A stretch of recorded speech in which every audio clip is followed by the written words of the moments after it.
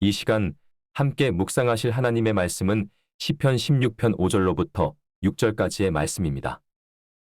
여호와는 나의 산업과 나의 잔의 소득이시니 나의 분깃을 지키시나이다. 내게 줄로 재어준 구역은 아름다운 곳에 있으며 나의 기업이 실로 아름답도다. 성경에 보면 하나님께서는 이스라엘이 거주할 지역을 지정하여 주셨습니다. 먼저 아브라함에게 약속하시기를 지금 현재 그가 나그네처럼 살고 있는 여러 가나안 족속들의 땅을 주실 것이라고 말씀하셨으며 출애굽한 모세에게는 구체적인 세세한 지명까지 언급하시며 이스라엘의 경계를 지정해 주셨습니다. 그러면서 주변에 있는 에돔이나 모압, 그리고 암몬 등 먼 친척벌 나라들에 대하여는 말씀하시기를 그들의 땅은 하나님께서 이스라엘에게 주시지 않은 땅이니 욕심내지 말라고 말씀하셨습니다. 한 예로 하나님께서는 에돔에 대해 말씀하시기를 신명기 2장 4절에서 5절 말씀 너는 또 백성에게 명령하여 이르기를 너희는 세일에 거주하는 너희 동족 에서의 자손이 사는 지역으로 지날진대 그들이 너희를 두려워하리니 너희는 스스로 깊이 삼가고 그들과 다투지 말라.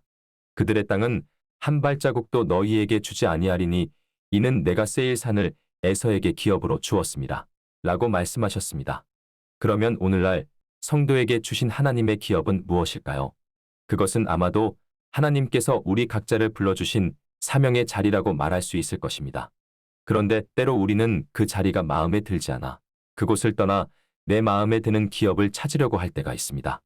그러나 성도는 하나님의 음성을 듣고 그 인도하심에 순종하며 내 사명의 자리에 머물러 굳게 서야 할 것입니다.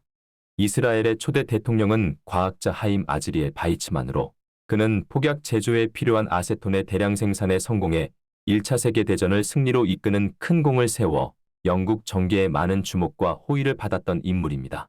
바이츠만은 1874년에 현재 벨라루스령으로 되어 있는 러시아 제국의 모탈에서 태어났습니다. 그는 36세 때인 1910년에 영국 맨체스터 대학교에서 설탕으로 인조 고무를 만드는 실험을 하다가 우연히 박테리아에 의해 아세톤이 만들어지는 광경을 목격하고 학계에 발표하였으나 당시에는 아무도 이것을 주목하지 않았습니다.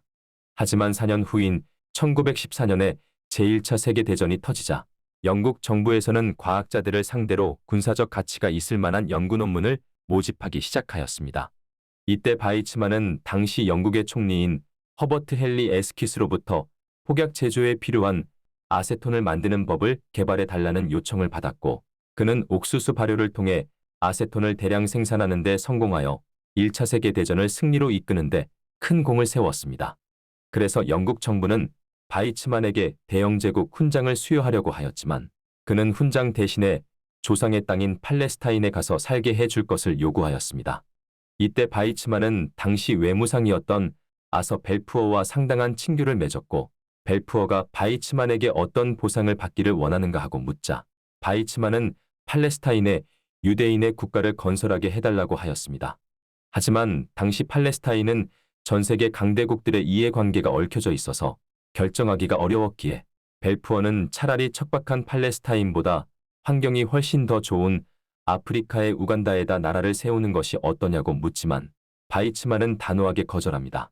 그리고 말하기를 만약 누군가 당신들에게 파리에 가서 나라를 세우라고 제안하면 당신들은 런던을 버릴 것입니까? 예루살렘에는 우리 선조들의 뼈가 묻혀 있습니다. 런던이 원시적이었던 그 옛날부터 예루살렘은 우리의 것이었습니다.